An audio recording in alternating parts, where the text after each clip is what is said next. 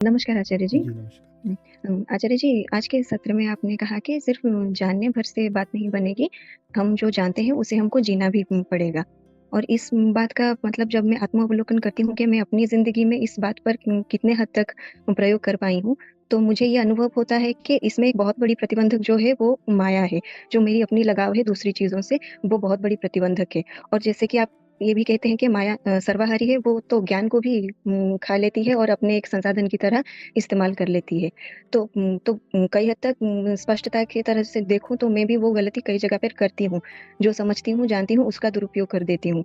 तो इस गलती से समझती हूँ पर फिर भी कई बार हो जाती मतलब वो गलती मैं करती हूँ। तो उसका मतलब कोई ऐसा कोई सूत्र या फिर कोई विधि है जो मैं इससे बच सकूँ? पलटते चलिए, वो गलती सब करते हैं, सब करते हैं। हम जैसे पैदा ही हुए हैं ये खेल खेलने के लिए, गलती करो, सुधारो। जब सुधार लोगे तो थोड़ी और सूक्ष्म गलती होगी।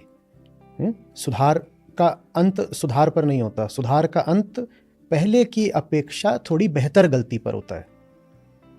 अब फिर सुधारो, अब जो सुधार आएगा उसका अंत भी कोई अनंत सुधार पर नहीं हो गया, उसका भी अंत आता है पहले से भी ज़्यादा एक सूक्ष्म गलती पर। तो पहले की गलती सुधारोगे तो अगली गलती पर आओगे। बस अगली गलती पिछली गलती से थोड़ी सूक्ष्म हो, दोहराव नहीं होना चाहिए, बदतर गलती नहीं होनी चाहिए। ये उम्मीद तो कभी करिएगा ही नहीं कि सुधार लिया माने सुधार लिया, माने सुधार का अंत आ गया। सुधार का अंत तब तक नहीं आ सकता जब तक हमारा अंत ना आ जाए। हमारा तो अंत आ नहीं गया। हमारा माने चाहे तो स्थूल से देह का समझे, चाहे भीतर से अहंकार का। न देह मर गई न अहंकार मर गया, तो सुधार कैसे मर गया? देह का अंत आया नहीं, न अहंकार का अंत आ गया, तो सुधार का अंत कैसे आ गया? सुधार लगातार चलता रहेगा, सुधार चलता रहेगा। वो तो तभी संभव है ना जब गलतियां बची रहेंगी। तो गलती तो हमेशा बची रहेगी, बस पहले से थोड़ी बारीक गलती हो, महीन गलती हो, ऐसी गलती हो जो पहले आप कर ही नहीं सकते थे। ऐसी गलती हुई है इस बार जो पहले कभी हो ही नहीं सकती थी, क्योंकि अब हम जिस तल पर खेल रहे हैं पहले उस तल पर खेलते ही नहीं थे। तो अब हम गलतियां भी अलग करते हैं, पहले से बेहतर गलती करते हैं, पहले से किसी ऊंचे आयाम में गलती करते हैं। इस पर एक बड़ा प्रचलित शेर है, आप ही लिखिएगा खोज करके। उसमें कुछ मैदाने जंग और घुटनों के बल चलें, कुछ गिरते हैं शहसवार ही, ठीक है? इन्हें खोज के लिखिएगा कि पहले गलती ये होती थी कि घुटनों के बल चल रहे होते थे, तो गिरते भी कैसे थे? कभी वो बुकैयां चलते हैं जो छोटे वाले घुटनों के बल, देखा? गिरते तो वो भी हैं, पर वो जैसे ये तल है तो ऐसे चल रहा होगा घुटनों के बल, तो गिरेगा भी तो कैसे गिरेगा? ऐसे गिर गया। शहसवार बन के गिरिए ना, मैदाने जंग में गिरिए ना। देखा है घोड़ा जो ऊंचा वाला होता है, लड़ाई का अरबी घोड़ा, इतना ऊंचा, आप हमारे कद से ज्यादा ऊंचा उसका वो होता है सैडल, उससे गिरो गिरना है तो। घुटनों के बल चल के गिरे तो इस गिरने में भी क्या गरिमा है? गिरेंगे भी तो मैदाने जंग में। हाँ, जैसे कहते हैं ना, गगन दमामा बाजिया हनहनिया के कान। ये हनहनिया क्या है? वही घोड़ा हिनहिनाता जो है। तो वो उसको युद्ध के रोमांच के प्रतीक के रूप में इस्तेमाल कर रहे हैं संत, कि गगन रणभेरी जैसे आसमान में बज रही है, और रण का प्रतीक क्या है? जो घोड़े के कान खड़े हो गए हैं कि अब लड़ाई शुरू। हनहनिया के कान, हिनहिनाता है ना, तो हनहनिया, तो उस घोड़े से गिरेंगे ना जो गगन में जब बजता है दमामा, दमदमा, दम दम दम दम दम, जब लड़ाई शुरू होने जा रही है, उस ऐसी लड़ाई में गिरेंगे, घुटनों के बल नहीं गिरेंगे। गलतियां ऐसी होनी चाहिए कि चोट तो खा के आए हैं। वो चोट कैसी है? चोट ऐसी है कि अरे बहुत कठिन दुश्मन था, उसने गोली मार दी तो उसकी चोट लगी हुई है, दिखा दिया है छाती में चोट लगी है। दुश्मन ही ऐसा था, भया गोली। ये थोड़ी है कि थप्पड़ खा खा के मुंह सो जाके आए हैं। किसी को बोला भी मौत कैसे हुई? झापड़ खा खा के। और झापड़ भी क्यों खा रहे थे? कहीं किसी दुकान से 5 रुपए की चीज चुरा रहे थे, उसने थप्पड़ मार मार के मार दिया। ये कोई मौत है? अब चोट तो थप्पड़ खाने में भी लगती है और चोट गोली खाने में भी लगती है। हम गोली वाली चोट खाएंगे। बात समझ रहे? एक घाव में गरिमा है और एक घाव ग्रहित है। इसी तरह एक गलती में भी गरिमा है और एक गलती गर्हित है। हम बस इतना बोलते हैं कि गलती दोहराओ मत, वो भी पर्याप्त नहीं है, क्योंकि न दोहराने का मतलब ये भी हो सकता है कि पहले से ज्यादा बड़ी मूर्खता की गलती कर दी और कह दिया दोहराई थोड़ी है, पहले से ज्यादा गिरी हुई गलती करी है। नहीं, सूक्ष्म गलती समझ रही है ना, सूक्ष्म गलती करी है। चोट भी खा सकते हैं, गलती भी कर सकते हैं, हार भी सकते हैं, पर जरा कोशिश तो ऊंची रहे। नहीं, एक है कि दुश्मन आ रहा था तो भगे बहुत जोर से और भग के रास्ते में लड़खड़ा के गिरे और मर गए। इतनी भी गरिमा नहीं मिली कि पीठ पे ही कोई गोली मार दे। पीठ पे गोली की भी जरूरत नहीं पड़ी। कैसे मरे? दहशत से मर गए, भागते। तो दहशत से ये सूरमा निकले थे जंगल लड़ने और दहशत से हार्ट अटैक से मरे हैं, वो भी भागते हुए। पीछे को भाग रहे थे, पीठ दिखा के मर। एक तो ये होता है, और एक क्या होता है, सैनिक अक्सर ही कहते हैं कि हमारी लाश मिले अगर तो गोली का निशान यहां होना चाहिए। लाश मिली और गोली का निशान यहां है तो बड़ी गड़बड़ हो गई। करिए गलती, फक्र से करिए, पर गलती भी बहादुरी के साथ करिए, ऊंचाई के साथ करिए, दम के साथ करिए, समझ के साथ करिए। एक अर्थ में देखिए सीमा जी ना, सीमा जी है ना नाम आपका? हाँ, एक अर्थ में तो सब कुछ गलती ही होता है सीमा जी, सब गलती ही होता है। गलती के अलावा हम कर क्या सकते हैं? हम कौन हैं? हम देवदूत हैं? हम आसमान से झड़े हुए फरिश्ते हैं? हम कौन हैं? भूलना नहीं चाहिए ये बात। हम बात कर लेते हैं ऊंचाई की, अनंतता की, आत्मा की, ठीक है भैया, औकात नहीं भूलनी चाहिए ना। मुझे पता है मैं कौन हूं, मैं कौन हूं। अभी किसी दिन मर जाऊंगा और वही है ना, फूक दियो जस हो रही, राख उड़ रही होगी, आचार्य जी प्रणाम। और राख उड़ के कहीं जा रही है, कहीं इधर उधर पड़ रही है, किसी के जूते तले आ रही है, कहीं किसी की गाड़ी के विंडशील्ड पे राख पड़ी हुई है, उसने वाइपर मार दिया, ये है। तो ये भूलना नहीं चाहिए कि हम कुछ भी करें वो एक अर्थ में तो गलती ही होगा, क्योंकि वो कभी भी पूर्ण परफेक्ट तो हो नहीं सकता। जो पूर्ण नहीं है वो एक तरीके से अभी कुछ ना कुछ उसमें गलत ही है। हमारी गीता भाष्य की पुस्तकें हैं, भाग 1 भाग 2, आप में से लगभग सभी ने, बहुत लोगों का तो परिचय ही मुझसे उन्हीं पुस्तकों से होता है। वो तब की हैं जब गीता पे 2018-19 में बात करी थी। और दोनों पुस्तकें मतलब मुझे लगता है मिला के लाखों में आप लोग उनको ले चुके हैं अब तक, लाखों उनके प्रति। अब उनका जो एक एक अध्याय है वो बदला जा रहा है। अब अगर आप लेंगे और आपने उसी पुस्तक को 3 साल पहले लिया था तो वो लगभग आपको पूरी अलग मिलेगी। अब उनमें वो अध्याय डाले जा रहे हैं जो मैं अब बोल रहा हूं। अब जो बोल रहा हूं उसकी तुलना में 2018 माने 5 साल पहले जो बोला था वो क्या था? गलत था। और अभी जो बोल रहा हूं शायद 5 साल बाद की तुलना में वो भी क्या होगा? एक अर्थ में, समझो बात, एक अर्थ में वो भी जो आज भी बोल रहा हूं गलत ही है। तो ना बोलूं? आप कुछ नहीं बोलेंगे तो मैं भी कुछ नहीं बोलूंगा। ना बोलूं? देखो कुछ बोल नहीं रही, मैं बोलूं कि नहीं बोलूं? जी बोलिए। पर मैं तो गलत बोल रहा हूं, मुझे मालूम है। मैं 2018 में भी गलत बोल रहा था, 20 में भी गलत बोल रहा था, गीता पर मैं 10 साल पहले भी बोल रहा था, तब भी गलत ही बोल रहा था। तो ना बोलूं? और जिस दिन आखिरी सांस लूंगा अगर उस दिन भी मैं गीता पर ही बोल रहा हूं तो मैं उस दिन भी गलत ही बोल रहा हूंगा। तो ना बोलूं?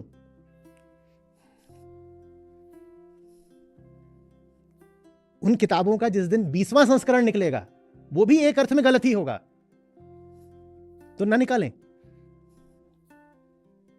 गलती तो कभी थमने नहीं वाली। जीवन ही गलती है, जीवन गलती नहीं है।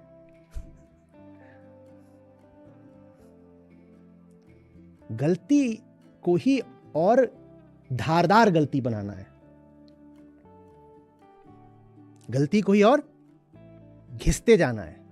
कि पहले गलती होती थी भोथरी, ब्लंट, एकदम मूर्खतापूर्ण गलती, ऐसे बंदर करता है। देखा ना वो बंदर ने क्या करा था? ये बोतल में हाथ डाल दिया, अंदर चने रखे हुए और अंदर चने लेके मुट्ठी बंद कर लिया, हाथ नहीं, ये बंदर वाली गलती है। तो पहले वो वाली गलती करते थे, अब बेहतर करते हैं। और प्रार्थना बस यही है कि आखिरी सांस लें तो गलती अति सूक्ष्म हो चुकी हो, बस यही कर सकते हैं। कोई लजाएगा नहीं। ये शर्म जो है ना, ये प्रयास को खा जाती है। शर्म की भावना, मैं असफल हो गया, मैं असफल हो गया, प्रयास को खा जाती है। आप लोग सोचते हो कि शर्म से व्यक्ति बेहतर बनता है, सफल होता है, उल्टी बात है। अपने बच्चों को ये बोल बोल के कि तुमको सफल होना है, सफल होना है, हमने उनमें शर्म भर दी है। मत डालिए किसी पर भी, न बच्चों पर न स्वयं पर, पूर्णता का, सफलता इत्यादि का बोझ। ऐसा कोई दायित्व लेके हम नहीं पैदा हुए। हम पर बस एक दायित्व है, मैं कहता हूं प्रेम का, प्रयास का। मुझे बेहतर होना पसंद है, इतनी जमीनी बात। मुझे बेहतर होना पसंद है, बस। प्रेम नहीं बोल सकते तो पसंद बोल दो। मुझे बेहतर होना पसंद है, इसलिए मैं बार बार कोशिश करता हूं। इतनी सीधी सी बात है। मैं हारूंगा, मैं गिरूंगा, मुझे चोट लगेगी। जब तक ये सब कुछ बेहतर होने की प्रक्रिया में हो रहा है, मुझे शर्म नहीं आती, ना आएगी। मैं बेशर्म हूं। और देखिए, जो जितनी नई कोशिश करता है उसको उतनी नए तरीके की चोटें भी लगती हैं, उससे उतनी नई गलतियां भी होती हैं। और दुनिया में तो मूर्ख बैठे हैं, और वही मूर्ख हमारे मन में भी घुस के बैठ जाते हैं। तो वो मूर्ख बाहर से भी हम पर हंसते हैं और हमारे भीतर से भी हम पर हंसते हैं। जब कोई बाहर से आप पर हंसे तो उसे कहते हैं बाहर वालों ने तानाकशी, छीटाकशी कर दी। और जब भीतर से कोई हंस पड़ता है हम पे, तो हम कहते हैं हमें शर्म लग गई। बाहर वाले हंसे समझ में आता है, उन्हें हंसने तो जैसे भी हंसे। अपने भीतर ये भाव नहीं आना चाहिए कि मैं छोटा हूं, मैं ऐसा हूं, मैं वैसा हूं। कुछ नहीं भाई, जैसे भी पैदा हुए हम बेहतर होने की कोशिश में लगातार हैं। और मैंने कोई ठेका नहीं उठा रखा है अनंत हो जाने का, पूर्ण हो जाने का, क्योंकि वो चीज मेरे बस में। पर एक दायित्व तो मेरा जरूर है, आखिरी सांस तक लड़ूंगा, कोशिश करूंगा। और उस कोशिश की प्रक्रिया में मेरे मुंह पे कीचड़ लग जाए, मेरे घुटने छिल जाएं, मैं 2 मंजिली 10 मंजिली इमारत से गिर जाऊं, मेरे हाथ पांव टूट गए, एकदम मैं किसी फिजूल फूहड़ स्थिति में आ गया, तो भी मुझे लज्जा नहीं। क्योंकि जो कुछ भी हुआ है किसकी खातिर हुआ है? बेहतरी की खातिर हुआ है ना। और बेहतरी की प्रक्रिया में अगर कुछ उल्टा पुल्टा हो भी गया तो वो एक तरीके की आहुति है। बेहतरी, उन्नति, प्रगति, ऊर्ध्वगमन एक यज्ञ है। उस यज्ञ में अपनी गलतियों की आहुति दी जाती है। तो आहुति है भाई, इसमें लज्जा कैसी? मस्त होके लिखा करिए, आज 5 गलतियां और की, पता चला हम कितने बड़े मूर्खानंद हैं। जो भी व्यक्ति ज्ञान के, गीता के साथ है, अपनी बेहतरी की यात्रा पर है, उसके लिए बहुत जरूरी है वो खुद पर हंसना सीखे। नहीं तो आप लाज और लाज से ही मर जाओगे। आत्मज्ञान का मतलब क्या है? अपनी क्या जानना? अपनी गलतियां, कमजोरियां जानना। और आत्मज्ञान जितना बढ़ेगा, आपको अपनी मूर्खताएं और अपनी कमजोरियां उतनी ज्यादा दिखाई देंगी। आप तो लाज से ही मर जाओगे। लाज वगैरह नहीं चाहिए, खुद पर हंसना सीखो। अपनी जैसे जैसे मूर्खता दिखे तो उसकी प्रतिक्रिया ये नहीं कि मुझे लज्जा आ गई। लज्जा तो अहंकार को आती है, क्योंकि वो सोचता है मैं बहुत महान हूं। सोचता था मैं बहुत महान हूं, पता चला झुन्नू लाल हूं। अपने आप को महान माने थे और आत्मज्ञान किया, थोड़ा सा निष्पक्ष अवलोकन किया तो क्या पता चला क्या है? झुन्नू लाल। तो बड़ी लाज आ गई, बड़ी लाज आ गई। लाज आती तो फिर पाखंड आता है। लज्जा का परिणाम पाखंड होके रहेगा, इसीलिए लजाया कम करो। बेशर्म होना बहुत जरूरी है। लजाओगे तो झूठ बोलोगे। मान लो अपनी गलती दिखी, लाज आई, तो तुरंत क्या बोल दोगे फिर? गलती करी नहीं। यही तो पाखंड है। जहां गलती करी है वहां बोल रहे हो गलती नहीं करी, वहां बोल दोगे पाखंड है। तथ्य कोई झुठला दोगे। तथ्य पता चला किसी चीज में 10 में से 2 अंक हैं। किसी चीज में, मैं कह नहीं रहा कि स्कूल कॉलेज में ही, किसी भी चीज में 10 में से 2 पर खड़े हो, उससे लाज बहुत आ रही है, तो तथ्य को ही विकृत कर दोगे। कहोगे 10 में 2 नहीं है, 10 में 8 है, 2 का 8 बना दोगे। यही तो पाखंड है। 2 का 8 नहीं बनाना है, 2 का चुटकुला बनाना है। मस्त चुटकुले खुद पे बनाया करिए, मस्त। ये कम्युनिटी आपको इसीलिए दी है, इसमें खूब चुटकुले लिखिए, सारे चुटकुले अपने ऊपर। झुन्नू लाल कौन है? मैं ही तो हूं। हम सब। पहला झुन्नू लाल तो ये रहा, हाथ खड़ा करके बोल रहा हूं, मैं रहा झुन्नू लाल। सब झुन्नू लाल, इसमें कोई शर्माने की बात नहीं। पैदा ही कौन हुआ था? झुन्नू लाल। तो कैसे इनकार कर दें कि झुन्नू लाल नहीं है? लगे रहिए बिल्कुल एकदम एक फिल्म थी, पुरानी अंग्रेजी फिल्म, नाम नहीं याद आ रहा, मिल जाए तो खोज के लिखिएगा। तो उसमें फेंसिंग की प्रतियोगिताओं को लेकर के थी, ये तलवारबाजी। तो उसमें तलवारबाजी में जिस जगह की थी, वो पुरानी कोई जगह दिखाई थी, शायद ग्रीस पुराना या पता नहीं रोम। तो उसमें सिर्फ पुरुष भाग ले सकते थे, उसमें सिर्फ पुरुष भाग ले सकते थे। तो एक लड़की होती थी उसी जगह पर, तो उसने, उसके घर में भाई वगैरह तलवार चलाते होंगे, तो उसने भी सीख ली उन्हीं के साथ, और बड़ी हुनरमंद बन गई वो तलवारबाज। तो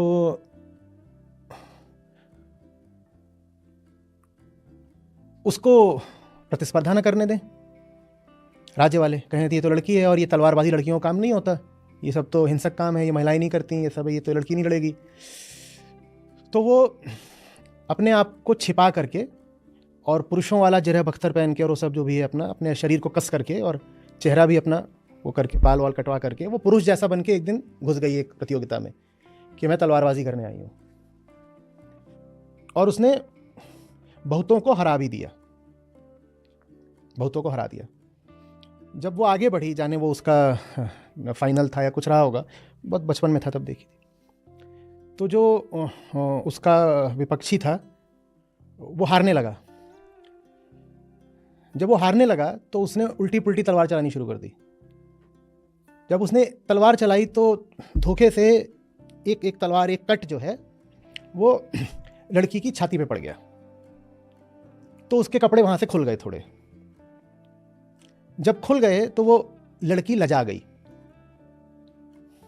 वो लजा गई तो उसकी तलवार जैसे चल रही थी तेजी के साथ, वो चलनी बंद हो गई। और ये जो विपक्षी था ये बात समझ गया क्या है, तो इसने उसी तरीके से उसके कपड़ों पर 2-4 कट और मार दिए। वो हार गई। वो हार गई, उसके साथ दो तरफा दुर्भाग्य हो गया। पहला तो वो हार गई, और दूसरा उसका खूब मजाक उड़ा, उसको शर्मसार किया गया, और उसको सजा भी दी गई कि तुम अपना लिंग, अपना जेंडर छुपा करके इसमें कैसे आ गई थी। तो वो उसको बिल्कुल विरक्ति हो गई, और वो बड़ी हुनरमंद तलवारबाज थी। वो सब छोड़ छाड़ करके जंगल भाग गई। वो जंगल भाग गई और उसने वहाँ पर उसने फिर दिखाया कि शायद कोई चाइनीज़ मास्टर है या कोई है, और वो तलवार कुछ ऐसे चला रहा था कि पेड़ से पत्तियां गिरती थी और वो तलवार चला करके एक पत्ती को ज़मीन पे गिरने से पहले उसके कई टुकड़े कर देता था। कुछ इसी तरह की चीज़ थी। तो वो उसको देखती रहती है, फिर उसके पास जाती है और वो बोलती है कि मुझे सिखा दो तलवार चलाना। तो बोलता है ठीक है। वो तलवार चलाने लगती है। बोलते हैं तुम्हारी प्रतिभा में तो ऐसी कोई कमी नहीं है, मैं तुम्हें क्या सिखा दूँ।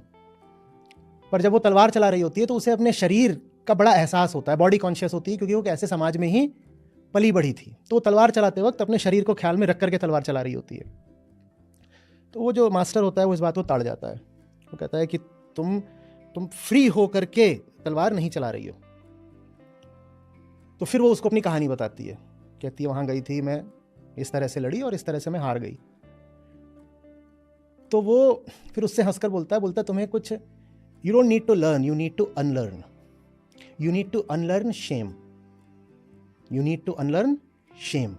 ये अच्छे से लिखिए। बोलता है मैं तुम्हें कुछ सिखाऊंगा नहीं, तुमने कुछ सीख रखा है वो मैं तुमसे छुड़वाऊंगा। You need to unlearn shame. और उसके बाद वो उसको और अभ्यास कराता है, लड़ाई के कुछ नए तरीके सिखाता है तलवारबाजी के, लेकिन उससे ज्यादा वो उसको मानसिक रूप से मजबूत बनाता है। वो कहता है वो नहीं होना चाहिए कि तुम कहीं पे लड़ाई कर रही हो और तुम्हारे कपड़े थोड़े खुलने लग गए तो तुम लजा करके हार गई। ये नहीं होना चाहिए। और सामने वाला तुमको हराने के लिए यही करेगा, जब वो हारने लगेगा तुम्हारे कपड़े खोलेगा। तुम्हें इस बात पे लजा नहीं जाना है। तो उसको सिखा देता है, और कुछ ऐसा सा आता है कि एक दिन वो अपने गुरु को बिल्कुल बराबरी पे टक्कर दे देती है, जो भी उनके तरीके होते हैं। तो उसमें तो कहता है अब चलो। अब तक 1 वर्ष बीत गया होता है, अगले साल फिर वही प्रतियोगिता हो रही होती है।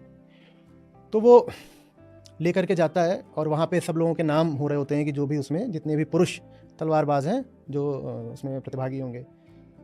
और इस बार ये इसको लेके गया होता है पूरे तरीके से स्त्री की पोशाक में। बोलता कोई ज़रूरत नहीं है पुरुषों की पोशाक पहनने की, तुम लड़की हो, लड़की के कपड़े पहनो, तुम्हें अपना स्त्रीत्व छुपाने की कोई ज़रूरत नहीं है, चलो अपने साधारण कपड़ों में चलो। उसको लेके जाता है। बोलता है ये भी लड़ेगी। तो पहले तो लोग मजाक उड़ाते हैं, विरोध करते हैं, हंसते हैं, तो फिर वो बोलता है मुझे पहचानते हो, मैं कौन हूँ? तो फिर उसमें पीछे से जा करके थोड़ी कुछ कहानी सी है जिसमें बताते हैं कि ये पुराने समय का जो सबसे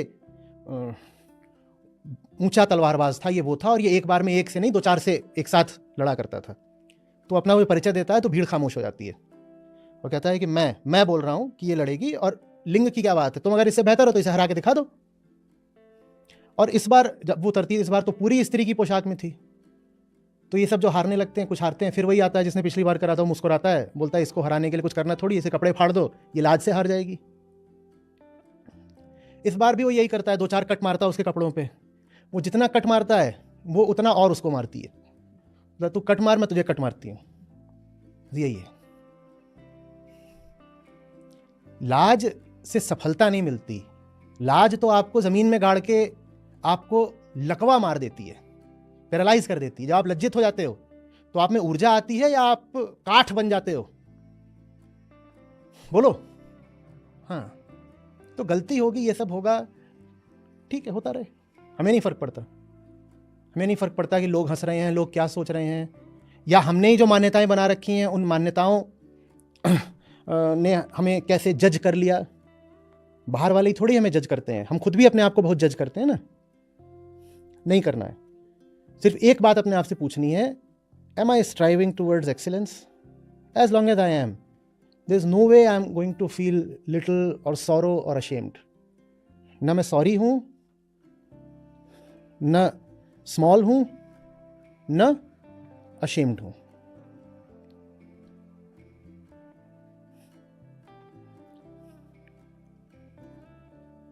ये कहानी मैंने सुनाई क्योंकि याद आया कि कैसे शेम का इस्तेमाल करके हमको बांध दिया जाता है, रोक दिया जाता है।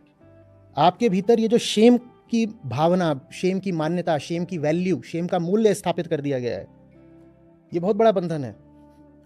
पुरुष के लिए भी, स्त्री के लिए, दोनों के लिए। स्त्री के लिए थोड़ा ज्यादा। हार खाई, चोट लगी, कपड़ों पे कट लगा, कोई बात नहीं, हम जीतने आए, हम कपड़े दिखाने थोड़ी आए थे। तू फाड़ दे कपड़े, मैं जीत के जाऊंगी, मैं जीतने को आई हूं, कोई कपड़े दिखाने थोड़ी आई हूं।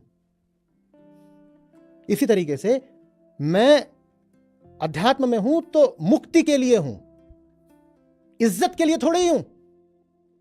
मैं यहां इसलिए थोड़ी हूं कि मुझे तुमसे रिस्पेक्ट मिले, मैं यहां इसलिए हूं क्योंकि मुझे लिबरेशन चाहिए, एडुलेशन नहीं चाहिए, है ना। इज्जत नहीं चाहिए, एडुलेशन नहीं, लिबरेशन चाहिए। और लिबरेशन की यात्रा में जो लोग एडुलेशन की मांग करने लगते हैं उनका बड़ा बुरा हाल होता है। ये राह तो उन्हीं के लिए है जिन्हें इज्जत वगैरह की परवाह ना हो, बेशर्मों के लिए है ये राह। और ये भी मत भूलिएगा, बाहर से कोई आपको शर्मिंदा करे, उससे ज्यादा बुरा होता है जब आप अपनी नजरों में शर्मिंदा हो जाते हो। और अक्सर हमें कोई बाहर वाला चाहिए ही नहीं होता हमें लज्जित और शर्मसार करने के लिए। बाहर वाला घुसकर बैठ गया है भीतर मान्यता के रूप में। हम अपनी नजरों में खुद ब खुद गिर जाते हैं, भले कोई और आके हमें लज्जित करे चाहे ना करे, ये छोड़ दीजिए। सिर्फ एक चीज है जिस पे मुझे अडिग रहना है, वहां अडिग ना हो तो कोई मुझे माफ मत करना, बाकी और किसी चीज के लिए मैं उत्तरदायी नहीं। किस चीज पे मुझे अडिग रहना है? सच्चाई के लिए मेरा प्रेम, मुक्ति के लिए मेरा प्रयास। इस चीज में अगर मैं खता करूं तो मुझे क्षमा मत करना। बाकी और मैं आगे बढ़ी, मैं गिर गई, मैंने कोशिश ये करी, हो कुछ और गया, कोई बात नहीं, मैं दोबारा प्रयास करूंगी।